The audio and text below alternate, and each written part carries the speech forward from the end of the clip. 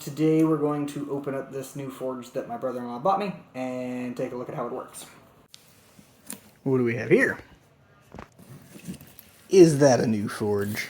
I've been applying to be a vendor at some of the local Renaissance fairs, and they have a problem with the idea of a propane forge in general because you're trying to be as period correct as possible, and while this thing's probably not going to be 100% period correct, it's a lot closer than bringing my brick forge with a propane tank attached and a bright red plastic regulator. I think this was like the cheapest one you can just get on Amazon. Simon Store. I've never heard of them before, but here we are. So let's open this thing up and see what we got in here. Instructions. I'm a teacher, so you know I'm not going to read these. Alright. Comes with a stand, wrench for all of your wrench needs. Handle for that crank blower. That handle is plastic, but I'm sure from a distance you probably won't be able to tell. That looks like the blower bit, and this looks like my fire pot. And that's pretty much everything that's in the box. Decent coat of bubble wrap.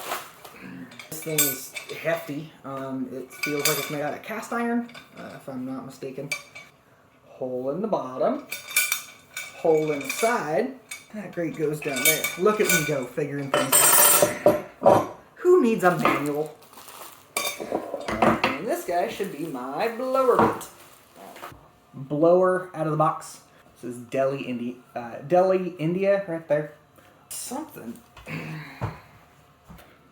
schmutzy in the seam of this thing. This is just held together with these screws. And so I've got the two shells, and they're just clamped together. Whatever it is, it's all over this part right here too. I'm guessing it's sealant. If we get this thing slapped together, let's see. I am guessing, based off of zero knowledge of this, this part has, let's see what the handle attached. A bit of a noise to it when it first comes out. I don't know if that's normal for these kind of blowers. I would assume so. So now we gotta, let's see, I've got a this guy and I've got a that guy, and forge bones connected to the blower bone.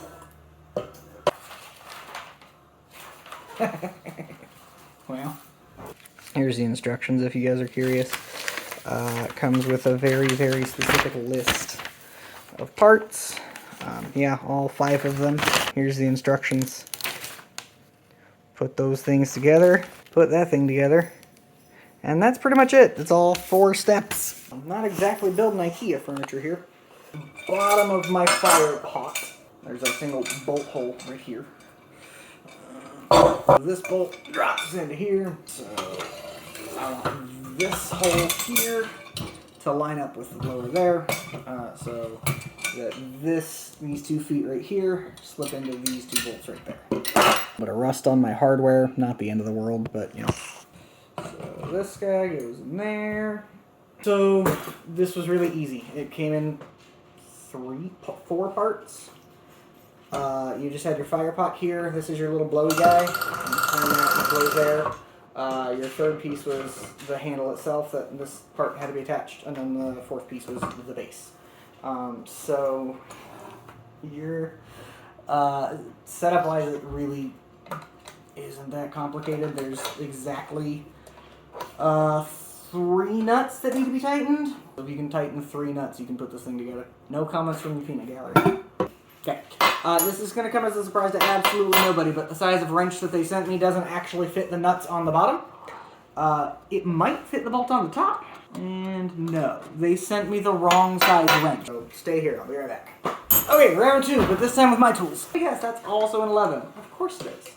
So you either need 2 11s or 1 11 and a really good grip. This is the whole thing all put together.